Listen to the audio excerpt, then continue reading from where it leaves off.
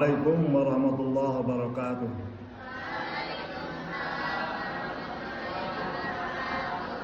Bismillah, alhamdulillah, wassalatu wassalamu ala rasulillah wa ala alihi wa sahbihi wa wala. Rabbi shrah li sadri wa yassir li amri wa hlul 'uqdatam min lisani yafqahu qawli. Amma bina nabtadi ad-dirasah fi hadhihi al-lailah bi surati basmalah.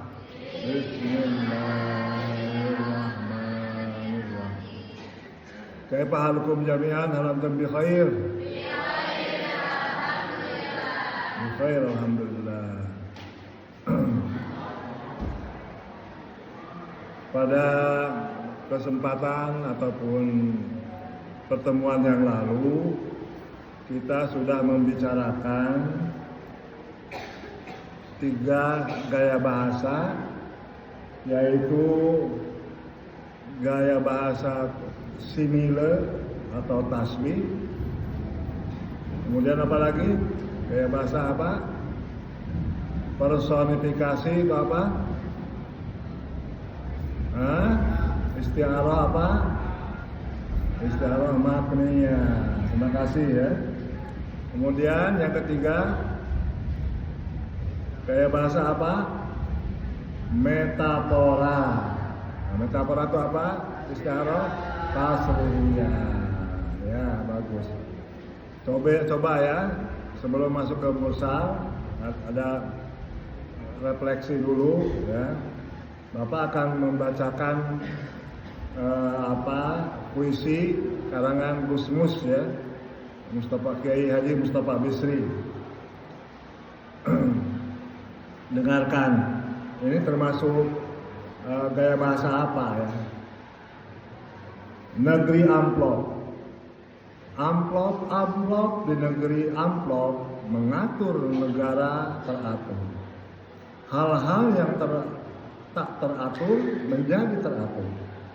Hal-hal yang teratur menjadi tak teratur. Memutuskan putusan yang tak putus. Membatalkan putusan yang sudah putus. Amplop menguasai penguasa dan mengendalikan orang-orang biasa. Amplop membeberkan dan menyembunyikan, mencairkan dan membekukan, mengganjal dan melicinkan. Coba ini termasuk gaya bahasa apa ini? Di antara yang 3 tadi kemarin itu,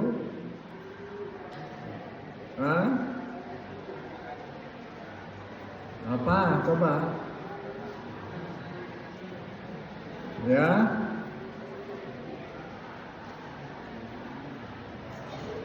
Kalau judulnya Negeri Amplop itu apa? Seperti kemarin jago api ataupun mawar. Metafora. Metafora itu apa? Istiarah tasrihiyah. Coba kalau lanjutkan, amplop mengatur dengan teratur. Hal yang tak teratur menjadi teratur, hal yang teratur menjadi tak teratur. Ini termasuk apa itu? Personifikasi. Ahsanta ya. Personifikasi itu apa dalam ini? Istiarah makniyah. Jadi coba itu ya. Jadi kita coba, karena memang bahasa Indonesia sudah bahasa ibu ya. Jadi mungkin berangkat dari pemahaman itu dulu. Yang penting secara pemahaman bisa masuk ya. Pengertian 3 tadi, baru kita aplikasikan ke Al-Quran, Al-Hadis, ataupun syair ya, puisi. Karena memang untuk memahami puisi-puisi atau Al-Quran, kita harus ngerti dulu maksudnya atau terjemahnya. Nah itu kan. Tapi kalau umpamanya puisi-puisi berbahasa Indonesia, karena memang namanya bahasa Indonesia, kita kan sudah paham. Jadi kita tidak banyak berpikir ketika melihat gaya bahasanya, gaya bahasa apa. Nah itu ya, alhamdulillah berarti Anda sudah paham ya. Kemudian coba lagi ada lagu Ibarat air di daun keladi, tergenang tetapi tak meninggalkan bekas. Apabila tersentuh dahannya bergoyang, air pun tertumpah, tercurah habis, tak tinggal lagi. Di sini apa gaya bahasa apa yang ada? Hah?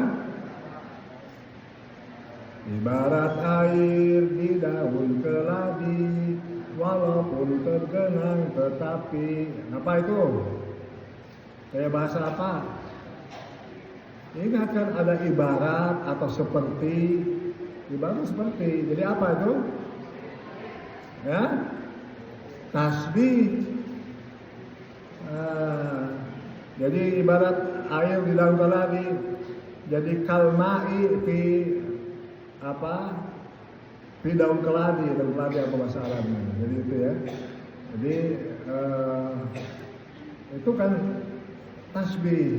Jadi tasbih itu kan dalam bahasa Indonesia bisa ibarat, bisa seperti bak gitu ya, bak apa.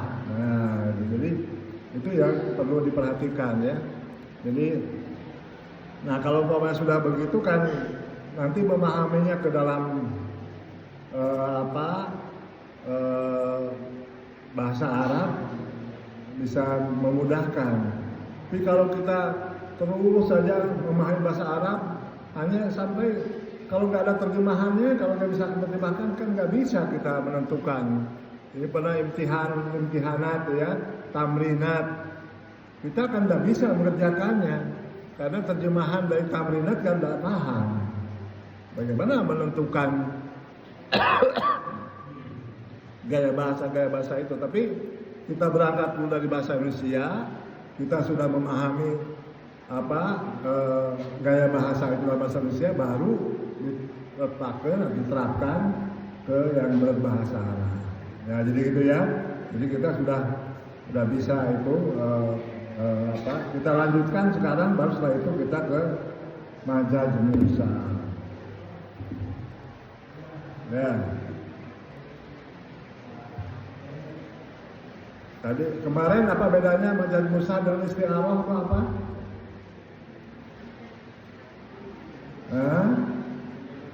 Perbedaannya apa kemarin? Nah, ditulis ya kalau itu kan. Ya. Kalau dalam isti'arah itu ada korelasinya, musabahah, ada persamaan. Dilihatnya persamaan. Makanya yang disebutkan bisa musabah bihnya atau musabahnya, nah gitu kan, dan isti'arah itu. Tapi kalau dalam Majaz Mursal tidak dilihat dari aspek kesamaannya. Pengertian Majaz Mursal apa-apa ya, karena kalimatun ustumilat fi ghairi ma'nahu al asli bi alaqatin ghairil musyabaha ma qarinatin maniatin min iratil makna al asli. Jadi Majaz Mursal itu adalah suatu lafaz yang dipergunakan bukan pada makna aslinya. Sama isti'arah juga gitu kan. Seperti kata asadun gitu kan. Itu tidak dipakai dengan makna aslinya, tapi makna pinjamannya, isti'arah. Ya gitu kan. Fi mana hal kalimatun ustumilat fi ghairi mana al asli. Kata atau lafaz yang dipergunakan bukan pada makna aslinya. Ya, di alaqatin ghairil musabahah. Karena adanya alaqah ghairil musabahah, hubungan bukan perumpamaan, bukan persamaan. Kalau isti'arah karena ada alaqatin musabahatin. Kalau ini ghairil musabahatin ma'a qarinatin maniatin min idratil makna al asli. Disertai qarinah yang mencegah dari maknanya asli. Majaz Mursal berbeda dengan kinayah karena pada kalimat yang berbentuk kinayah tidak harus ada qarinah dan mencegah suatu lafaz dari makna aslinya. Dinamakan mursal karena ia tidak dibatasi oleh pemaknaan tertentu. Jadi bebas maknanya ya. Nah, makanya di dalam buku kita ini ya Di dalam buku, coba lihat halaman berapa bukunya? Ya, halaman 44. Di sini ada mazhab bursa itu ada macamnya, cemnya macam-macam ya. Yang pertama itlaqus sabab wa iratul musabbab. Ya. Yang disebutkan itu sababnya, tapi yang dimasukkan musababnya. Ada lagi dalam kitab yang lain, zikrus sabab wa iratul musabbab. Menyebutkan sebab dan yang dimasukkan adalah musabab. Ya, di sini umpamanya adomat yadu fulanin indi. Sungguh besar tangan si fulan di siku. Yani nikmat yang disebabkan oleh tangan. Ya, jadi dzikrus sabab wa iratul musabab, menyebutkan sabab yang dimasukkan oleh musababnya, akibatnya. Penggunaan suatu lafaz yang asli, yang arti aslinya adalah sebab terjadinya sesuatu, tetapi makna yang dimasukkan adalah musababnya. Ya, seperti tadi ya, adomat yadu fulanin indi. Sungguh besar tangan si fulan di siku. Nah, yakni nikmat yang disebabkan oleh tangan itu. Nah, jadi yang dimasukkan itu nikmat yang dimasukkan, tapi yang disebutkan sababnya, yaitu tangan. Tangan itu jadi penyebab munculnya nikmat. Nah, li fulanin alaihi yadun la unkiruha.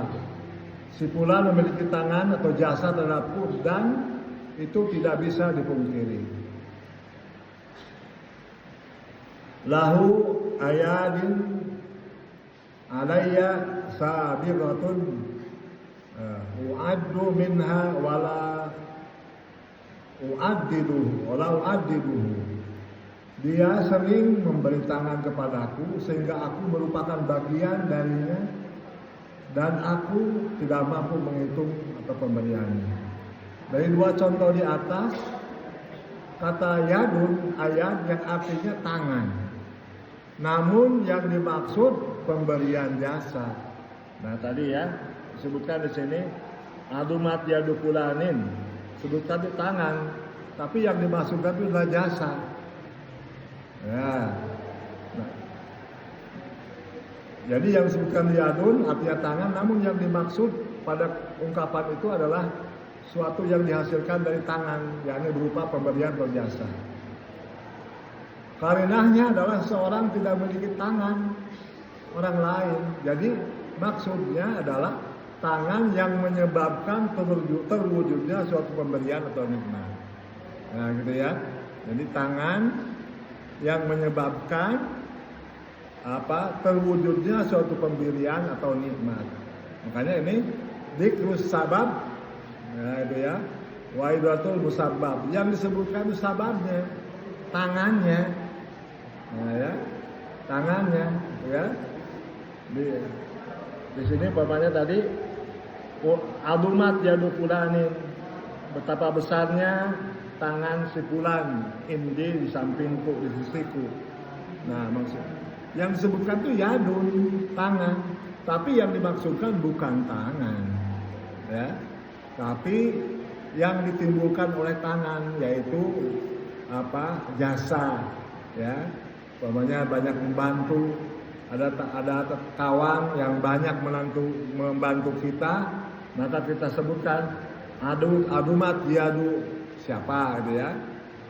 Adumat yadu fulanin indi, karena banyak membantunya. Jadi dalam hal ini kan tidak bisa diartikan secara hakiki. Adumat yadu fulanin, betapa besarnya tangannya. Tidak bisa diartikan besar dalam artian besar sesungguhnya, ya. Tapi di sana adalah besar dalam artian agung ataupun luhur atau tinggi, si fulan, karena memang dia suka memberi. Dan tangan itu sebagai penyebab munculnya nikmat kepada orang lain. Kemudian yang selanjutnya itlaqul musabbab wa iratus sabab. Yang disebutkan kebalikan tadi, kalau tadi yang disebutkan sababnya, tapi yang dimaksudkan itu adalah musababnya, akibatnya. Disebutkan sebab, tapi yang dimaksudkan akibat. Yang disebutkan itu tangan, tapi yang dimaksudkan akibatnya adalah pemberiannya atau bantuannya yang dimaksudkan. Nah, ini kebalikannya. Itlaqul musabbab wa iradatus sabab. Ya, yang disebutkan adalah musababnya, akibatnya, wa iradatus sabab, tapi yang dimaksudkan adalah sababnya. Di sini ya. Zikr, ada lagi disebutkan zikrul musabbab wa iradatus sabab. Menyebutkan sebab dan yang dimaksudkan musababnya. Zikrul musabbab wa iradatus sabab. Disebutkan musabab, yang dimaksudkan adalah sababnya.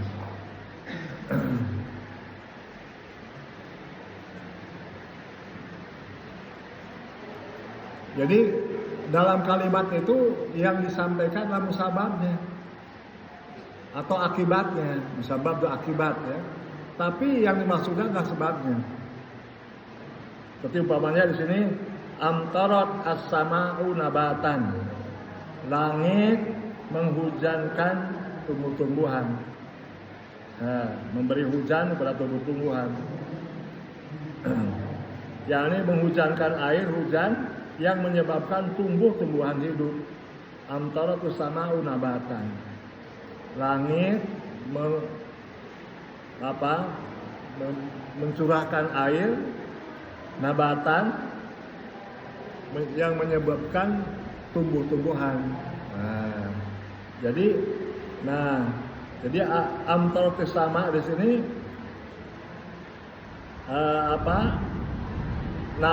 amtaratus sama'u nabatan, menghujankan air hujan menyebabkan tumbuh-tumbuhan hidup. Atau dalam kalimat yang lain ya, coba lebih ini lagi. A'udzubillahi minasyaitonir rajim. Walladzi yuriikum ayatihi wa yunazzilu lakum minas samai rizqan wa ma yatadzakkaru illa man yunib. Itu Al-Ghafir ayat 13. Tulis Al-Ghafir aja ya. Al-Ghafir 13. A'udzubillahi minasyaitonir rajim. Walladzi yuriikum ayatihi wa yunazzilu lakum minas samai rizqan wa ma yatadzakkaru illa man yunib. Dialah yang memperlihatkan kepadamu tanda-tanda kekuasaannya dan menurunkan untukmu rezeki dari langit, menurunkan rezeki dari langit. Bapak perhatikan ya, menurunkan rezeki dari langit. Dan tiada mendapat pelajaran kecuali orang-orang yang kembali. Nah, di sini ada kata rizqan yang artinya rezeki. Ya.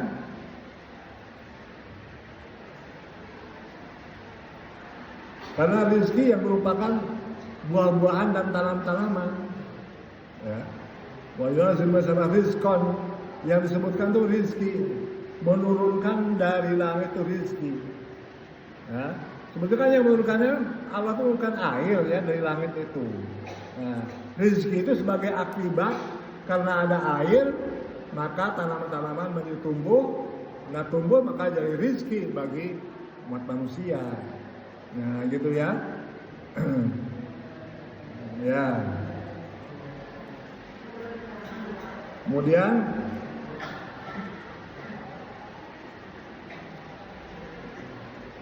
jadi sekali lagi ya penjelasan tadi, lafaz rizqan yang artinya rezeki dipergunakan dengan makna goitan yang artinya hujan. Karena rezeki yang berupa buah-buahan dan tanaman disebabkan adanya air hujan. Air hujan menjadi penyebab rezeki itu tumbuh. Orinanya adalah tidak mungkin langit menurunkan secara langsung rezeki, tidak mungkin. Nah, dalam bentuk buah-buahan dan tumbuh-tumbuhan, artinya rezeki merupakan akibat dari adanya sebab yaitu hujan. Itu ya, perhatikan. Jadi pokoknya ingat, contohnya kalau dzikrus sabab wa iradatul musabab. Nah, ya. Contohnya tentang yadun. Ya, ingat dalam arti itu yadun, tangan. Nah, tangan itu bukan tangan, sebab ya, tapi ya itu musabab, yaitu apa, tumbuh-tumbuh apa, bantuan atau pertolongan. Kemudian yang dikru musabab itu contohnya rizki, disebutkan rizki musabab akibat ya, padahal ya yang diapakan sababnya. Minas sama itu ya yang turunkan dari langit itu ya sababnya, yaitu air hujan. Yang selanjutnya yang ketiga apa di sini?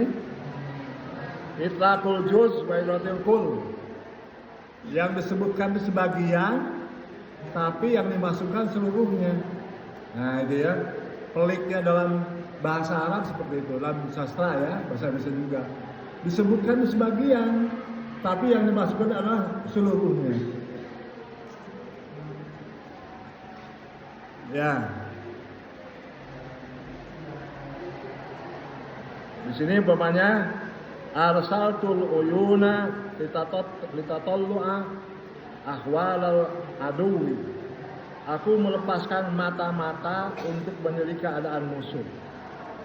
yakni spion-spion yang lengkap anggota badannya dan bukan sekedar mata saja. Jadi sini kan hanya sebagian disebutkannya. Saya melepas mengutus mata-mata. Mata-mata kan bagian dari badan manusia, ya. Jadi yang disebutkan bagiannya saja, tapi yang dimaksudkan adalah manusia keseluruhannya. Bagaimana ya?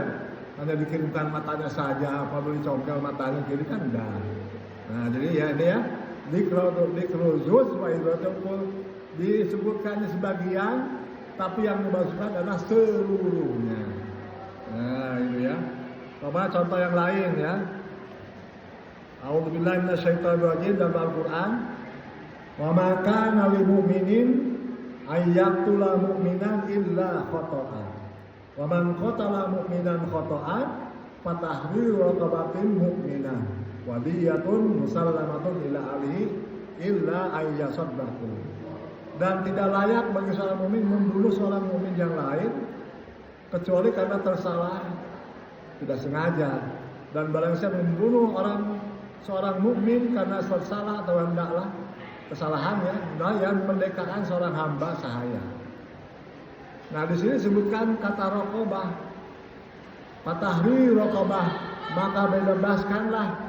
Raqabah itu asalnya leher. Fatahri raqabatin, maka bebaskanlah leher. Maksudnya bebaskanlah manusia itu suka semuanya. Masa akan bebaskan lehernya saja, terus tangannya gimana? Nah itu ya, itulah yang disebutkan itlaqul juz wa idratul kull, yang disebutkan sebagian tapi yang dimasukkan seluruhnya. Coba terus ada gambaran ya, bisa dipahami ya. Ya, jadi di sini disebutkan fatahri raqabatin, maka bebaskanlah raqabah leher-leher, raqabatin mukminatin, leher yang mukmin. Disebutkannya sebagian, tapi yang dimasukkanlah manusia secara utuhnya yang mukmin. Nah, dalam linguistik, perhatikan ya. Dalam linguistik dikenal dengan sinekdok, tulis ya. Dalam linguistik dikenal dengan sinekdok. Jadi kalau nanti Anda belajar bahasa Indonesia atau nanti di perguruan tinggi ya, Anda harus bisa mengkompromikan istilah-istilah itu. Jadi tadi itlaqul juz wa idratul kull itu dalam linguistik itu ada sinekdok. Ya. Sinekdok itu dalam bahasa Yunani lain sidomnang, sinekdok, ya. Sinekdoke. Dalam bahasa Yunani artinya menerima bersama-sama, yaitu majas pertautan yang menyebabkan nama bahan sebagai penggantian nama barang yang disebut dari bahan itu. Apa ada lagi pars prototo. Pas dalam bahasa Yunaninya pas prototo, sebagian untuk keseluruhan. Ya, pas prototo, sebagian untuk keseluruhan. Gua perhatikan ya dalam bahasa Indonesia. Namanya ada dalam ungkapan setiap kepala dikenakan sumbangan 100.000. Nah kita kan sering mendengar seperti itu ya. Setiap kepala dikenakan sumbangan 100.000. Yang dikenakan kewajiban itu hanya kepalanya saja atau orang keseluruhan? Orang keseluruhan. Nah inilah gaya bahasa sinekdok atau pas pro toto. Disebutkan sebagian, tapi yang dimaksudkan adalah seluruhnya. Sering nggak kita mendengarkan lagu-lagu juga ya, yang gaya bahasanya seperti itu, sinekdok atau pas pro toto atau itlaqul juz wa idratul kul. Umpamanya ya, ada lagu Dewa 19. Separuh napasku terbang bersama dirimu saatku. Gimana Mas? Ada yang hafal nggak? Hah? Coba bareng coba. Separuh napasku terbang bersama dirimu saatku. Hah? Ada apa enggak? Salahkah aku bila aku bukan seperti aku yang dahulu? Nah, di sini ada kata-kata ya penting diambilnya. Separuh napasku. Apa memang separuh napasnya kayak keseluruhan? Nah ini ya, ini gaya bahasa itlaqul juz wa idratul kul. Disebutkan sebagian, tapi yang dimaksudkan seluruh napas kan nggak bisa. Separuh napasku terbang bersama dirimu. Nah ya, gaya bahasa seperti ini. Perhatikan ya. Kemudian juga ada yang selanjutnya kuliah. Ya, kesudahan keempat kelanjutannya itlaqul apa yang keempat? Ini kebalikannya. Itlaqul kul wa idratul juz. Yang disebutkan secara keseluruhan, tapi yang dimasukkan hanya sebagian. Nah, jadi memang dalam bahasa Arab dan bahasa sastra kita tidak bisa memahami teks apa adanya, tekstual. Jadi kita hanya memahami terjemahannya saja, nggak bisa. Harus dipahami apa di balik teks itu, makna di balik teks itu apa. Ya, kalau umpamanya kita hanya memahami apa yang ada di teks, maka hidup kita itu akan sempit sekali. Ya, inilah yang mengakibatkan orang-orang yang salah paham tentang ajaran agama, ya, karena memang hanya dipahami apa yang ada di teks saja. Padahal di balik teks itu sangat luas sekali maknanya, ya. Dan makanya ya untuk memahami ajaran agama ya harus paham balaghah ya, pahami Al-Quran ya sebagaimana kita sedang pelajari sekarang ini. Ya, itlaqul kul wa idratul juz. Yang disebutkan semuanya, tapi yang dimaksudkan adalah sebagiannya. Disebutkan seluruhnya, tapi yang dimasukkan hanya sebagian saja. Dalam Al-Quran, a'udzubillahi minasyaitonirrajim, yaj'aluna asabi'ahum fi adanihim. Mereka memasukkan jari-jari ke dalam telinga. Coba bisa enggak jari-jari semuanya masuk ke telinga? Bisa enggak? Enggak. Jadi ini itlaqul kul, disebutkan kul semua, padahal yang dimasukkannya sebagian aja, telunjuk saja. Nah, gitu ya. Jadi nggak bisa kita memahami teks ayat Al-Quran apa adanya terjemahannya dalam teks itu. Ya. Pokoknya dalam Al-Quran disebutkan a'udzubillahi minasyaitonirrajim. Oh sudah itu ya baru ya.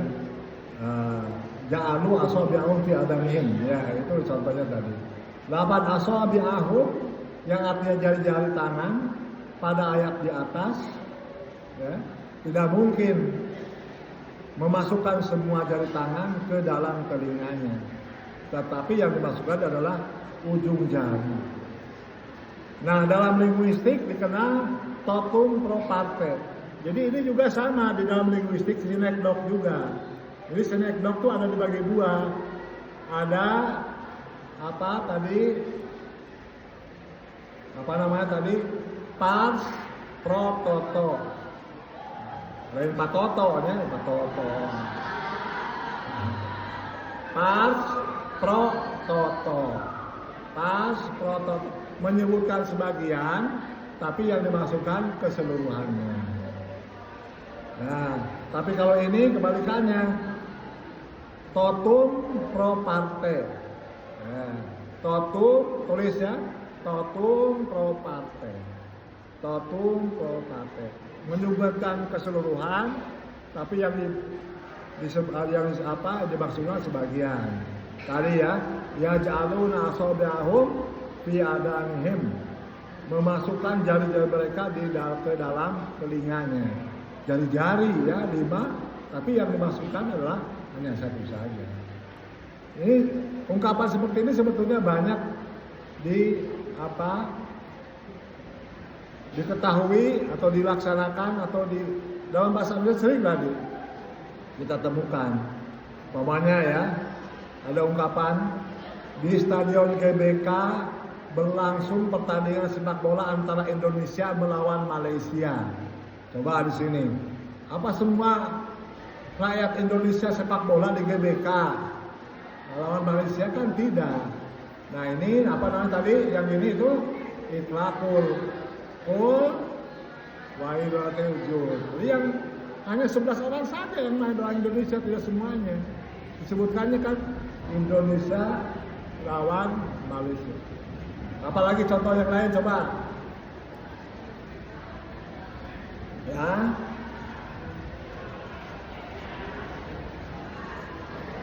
Ada pertandingan persahabatan antara MAN 1 Tasikmalaya dengan MAN 2 Tasikmalaya. Nah, itu kan tidak seluruhnya sandi ikut pertandingan, sebagian saja. Nah, jadi sedikit-sedikit dulu aja ya.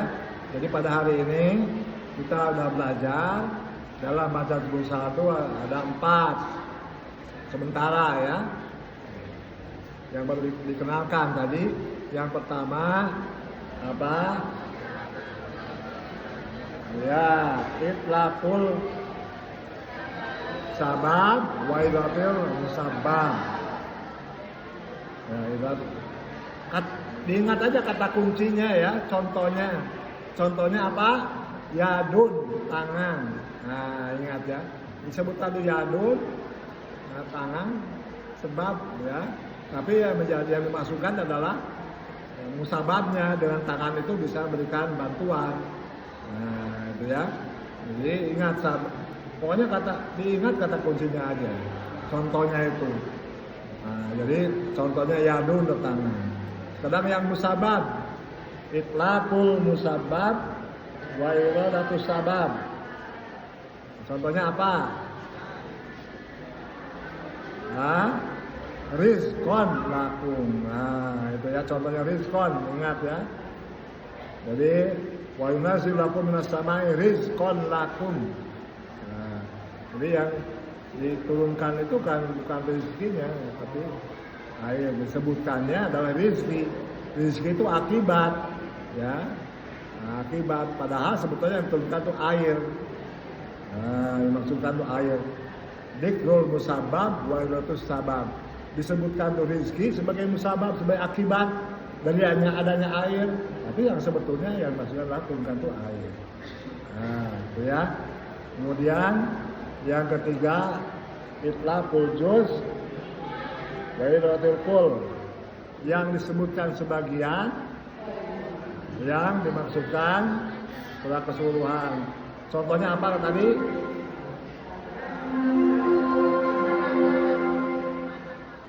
Ya.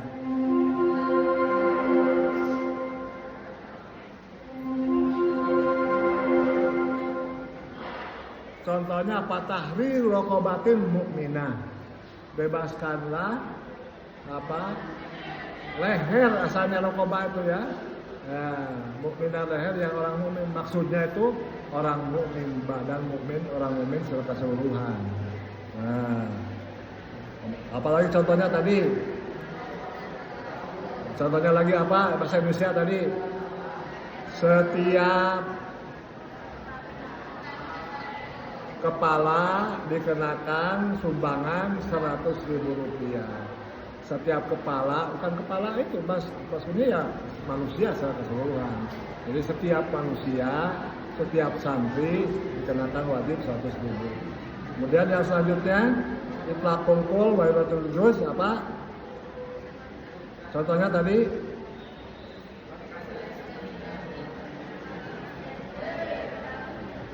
nah, ya, ja'alu asabi'ahum fi adanihim. Nah, asabi'ahum menjadikan jari-jarinya dimasukkan ke telinganya. Tapi yang dimasukkan itu hanya sebagian. Contohnya bahasa Indonesia apa tadi? Hah? Di Stadion GBK ada pertandingan sepak bola antara Indonesia lawan Malaysia. Yang bertanding kan tidak orang Indonesia yang 900 juta itu, tidak kan? Hanya sebagian, hanya 11 orang saja. Disebutkan keseluruhan, tapi yang dimasukkan adalah hanya 11 orang. Itu saya kira karena waktunya sudah habis ya. Waktunya Anda silakan dicerna lagi. Kita lanjutkan ke pertemuan yang berikutnya. Allahumma nahtatim ad-dirasa fi hadhil lailah bi qiratil hamdalah. Sekian, wassalamualaikum warahmatullahi wabarakatuh.